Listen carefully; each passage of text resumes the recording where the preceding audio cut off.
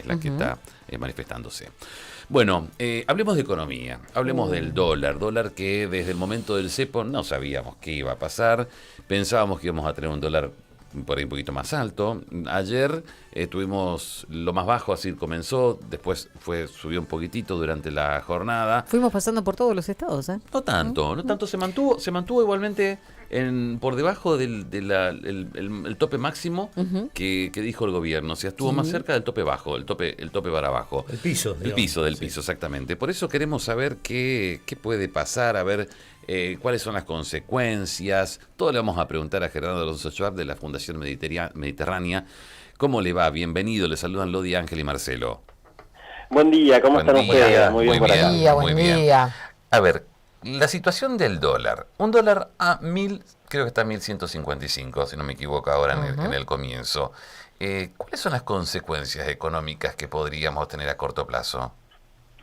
A ver, en primer lugar, esto era, antes de ir a las consecuencias, esto era un poco previsible, por el hecho de que nosotros ya lo veníamos viendo, a partir del acuerdo con el fondo y en base a las proyecciones y estacionalidad de la economía argentina, se dan tres situaciones. En primer lugar, con el acuerdo del fondo, los activos del Banco Central fueron fortalecidos.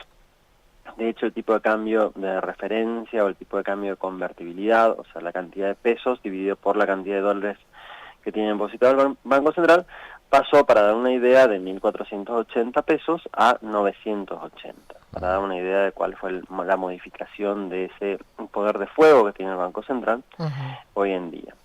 Ese es el primer factor. El segundo factor, comienzan como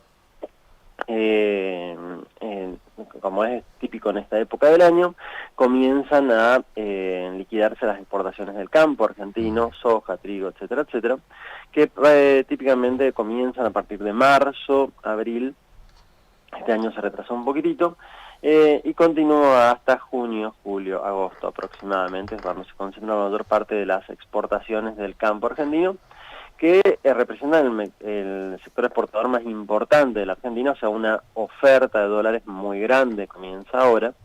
Y en tercer lugar, como muchos preveían de que sin el acuerdo con el fondo, si esto se demoraba, el tipo de cambio iba a saltar a cerca de 1.400, que era lo que estaba el dólar blue, antes de hace un par de semanas. Entonces muchos importadores se adelantaron, hicieron compras antes de todo esto, con lo cual la demanda de dólares ya se adelantó y ahora no tenemos demanda de dólares. Entonces todo esto hace que era previsible, no un valor que es prácticamente imposible determinar cuál es el valor del dólar que va a ser mañana o dentro de una hora o dentro de 5 días, pero sí sabíamos que iba a estar más cerca del piso que del techo de esa banda fijada por el gobierno, por estas tres condiciones que menciono. ¿Cuáles son las consecuencias de esto? ¿Qué significa? En primer lugar, podemos hablar de consecuencias por el lado del nivel de tipo de cambio, y por otro lado podemos hablar de las consecuencias de que se haya salido del cepo. El nivel de tipo de cambio está estableciéndose en 1.150, 1.200 si quieren, o 1.100 en ese orden, en ese parámetro de cosas, implica de que, teniendo en cuenta que muchos importadores ya se habían adelantado, no habría grandes presiones inflacionarias.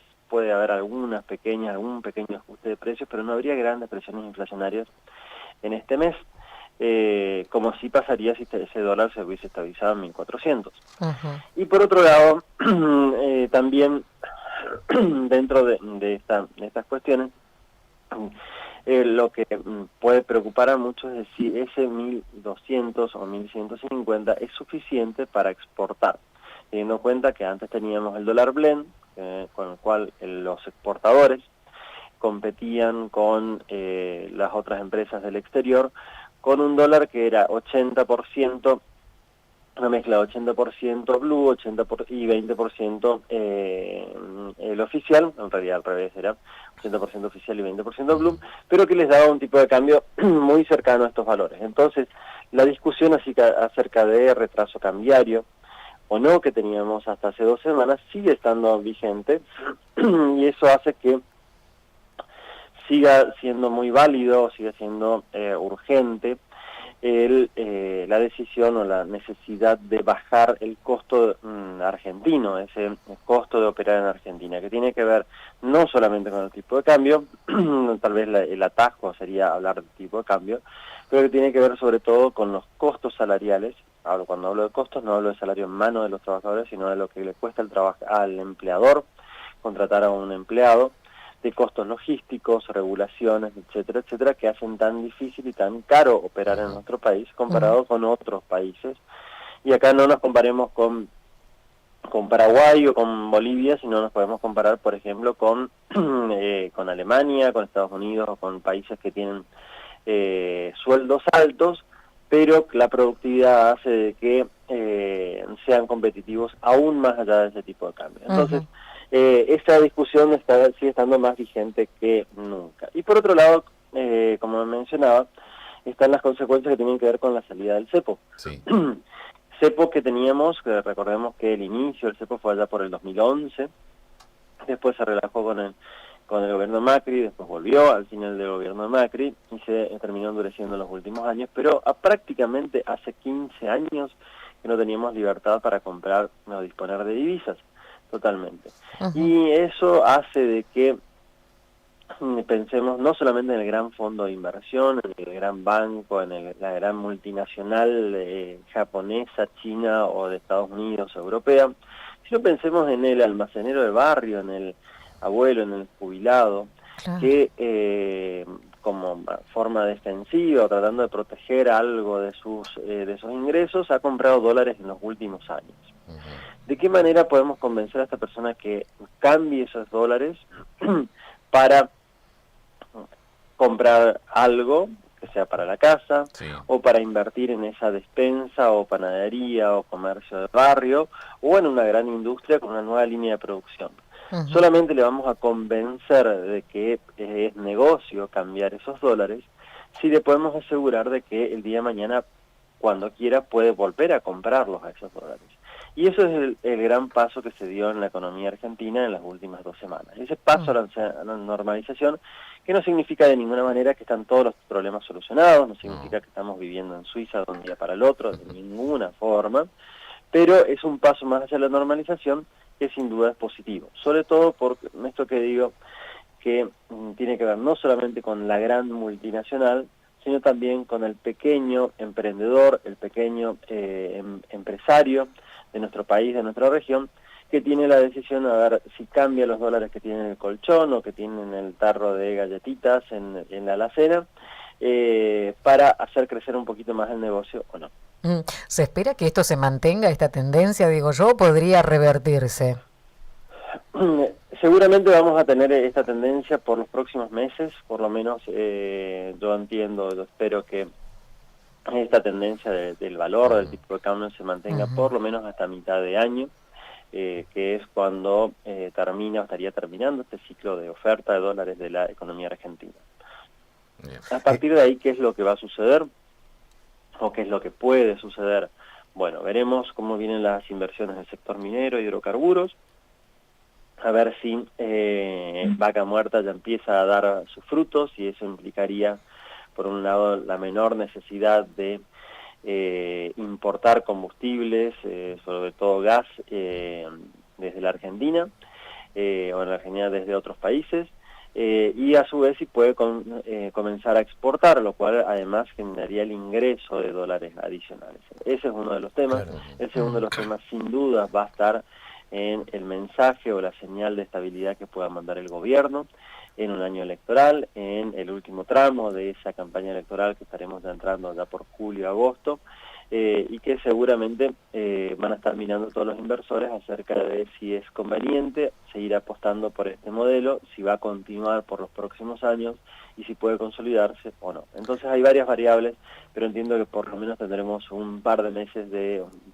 largo de meses, hasta ya junio, julio, donde tendremos cierta estabilidad de este tipo de cambios, explicada por estos procesos o estas fuerzas que se mencionaba recién. Claro, Schwartz, usted hablaba de esta cuestión financiera, pero también hay una discusión respecto al tema de la devaluación. ¿Ya se produjo? ¿Se va a producir? ¿Hay peligro de que esto se produzca?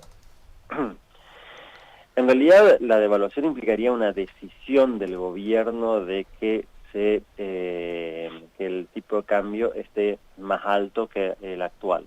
Sí. O sea que el tipo de cambio, en vez de ser, supongamos, 1.150, sea 1.300 o 1.400.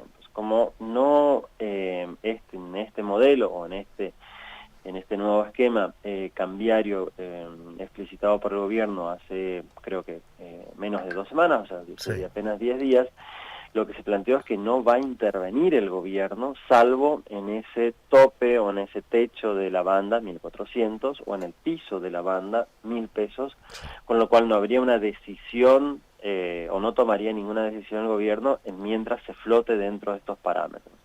Entonces, devaluación no habría, porque no habría una decisión del gobierno de que suceda algo así, sino que simplemente flotaría por esas fuerzas de oferta y demanda, como mencionaba anteriormente. Sí, ¿y cómo se explica, digamos, que hubo en estos días también un aumento de parte de algunos sectores, no todos, de los precios? ¿Hay especulación? ¿Especulación? Siempre cuando hablamos en economías de fijación de precios, lo que tengo que tener en cuenta, o lo que tienen que tener en cuenta todos los agentes económicos, desde el kiosquero hasta el dueño de una despensa, cualquier emprendedor que consideremos, hasta, de vuelta, la multinacional fabricante de autos en la Argentina, al fijar el precio tengo que tener en cuenta el costo de reposición. O sea, si yo vendo un lápiz o una virome, tengo que asegurarme que no solamente cubrir mis costos de lo que lo que me costó esa virome o ese lápiz, y a su vez mi margen de ganancia, sino que a su vez esto me permita volver a comprar otro lápiz para seguir en la actividad el mes que viene o el año que viene. Entonces, si yo espero que los precios crezcan fuertemente en el próximo mes, yo me adelanto a esto, porque no importa que el lápiz me haya costado, supongamos, $1, si yo estoy esperando que el mes que viene me va a salir $2, mi costo de reposición será $2, no 1, ¿no es cierto? Sí. En ese sentido, como había muchos que esperaban una devaluación producto de un no acuerdo o una demora por las condiciones internacionales y demás, un acuerdo que se demore con el Fondo Monetario Internacional, que iba a tener que modificar su esquema cambiario el gobierno nacional, y algunos pensaban de que ese dólar iba a llegar a consolidarse en ese 1.400. Recordemos que hace un mes aproximadamente se hablaba mucho acerca de la posible devaluación de la economía argentina, y entiendo que también esto curó el acuerdo con el fondo, justamente estas dudas o esta incertidumbre que había. Como muchos pensaban de que iba a haber esa devaluación, muchos se adelantaron y justamente ya habían actualizado precios. ¿Qué es lo que va a pasar ahora? Y habrá que ver si la demanda puede validar estos precios. Porque recordemos que en economía, más allá de que normalmente cuando decimos precio vemos la etiqueta de algo en una vidriera y decimos ese es el precio, la realidad es que el precio técnicamente solamente se forma cuando un productor o un oferente encuentra a alguien que demanda ese producto a ese precio. O sea, si la demanda puede validar esos incrementos de precios. Entiendo que hay algunos casos que ya se están revirtiendo justamente estos incrementos que hubo, porque la demanda no los está validando. Esto lo veremos en las próximas semanas, qué es lo que pasa en cada uno de los casos y en términos agregados, ¿no es cierto? Eso lo veremos con los datos de inflación de este mes de abril. Gerardo, muchísimas gracias, un abrazo grande. Por favor, gracias a ustedes, que tengan un buen día, y bueno, saludos a todo el equipo Muchas que también nos gracias. está acompañando y que forma parte de este programa. Abrazo grande. Nos vemos. Hasta luego. Gerardo Alonso Suárez, economista, jefe general de la Fundación del NEA, Fundación Mediterránea, respecto a el dólar, la situación, la economía, a ver qué puede pasar en los próximos días. Bueno, hablábamos de todo, pero fue bastante concreto, sintético en la situación del dólar. No toca el piso, no llega al techo, entonces todavía el gobierno no interviene, pero sí está en la línea que el gobierno quería en realidad. Exacto. Lo que preguntabas por último, el tema precios, estamos en la guerra, supermercados Sí. con proveedores, obviamente hay una cuestión de La especulación. especulación, Claro, la habrá, viveza habrá que también. ver si la gente convalida estos aumentos que se produjeron. Y la gente termina comprando, Sí. hay que ver, ahora sí lo Sí. que dijeron basta fueron los supermercadistas que marcaron, ¿no? Esta marca no le compramos, a esta le hacemos un boicot, entonces significa que al no comprar, obviamente no van a poder vender, van a tener que bajar obligadamente los precios. Es eso, de oferta-demanda. Está bien. 9 de la mañana, 4 minutos ahora.